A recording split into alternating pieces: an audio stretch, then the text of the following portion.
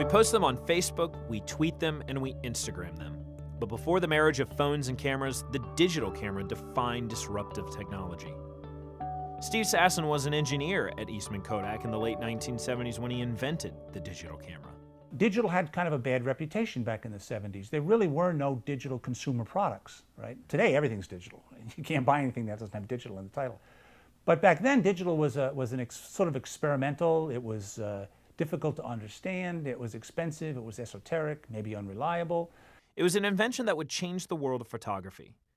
Kodak patented the digital camera in 1978. While the invention was a technological innovation, it also marked the beginning of Kodak's demise. Sasson called his invention filmless photography. It could have been Kodak's second act. It was time for something new to build on the success of the cartridge camera in the 1960s. Fast forward 5 years. Larry Madison, a former senior vice president at Kodak, pinpoints the year Kodak began its long slide toward bankruptcy.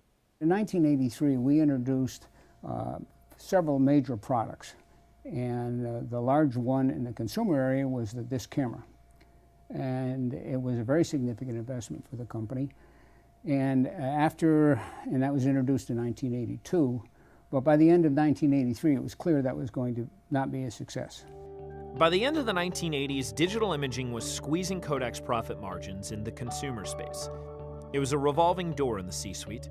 CEO Colby Chandler and his successor Kay Whitmore had a big problem, transitioning from the 70 to 80% margins of photo film sales to the 3 to 4% margins of consumer electronics. From 83 through 93, they were run by experienced Kodak managers who had grown up in the Kodak style. And that's not meaning that it was a bad style. If you look at what Kodak did in the last half of the 80s, they put a lot of money into looking in diversification.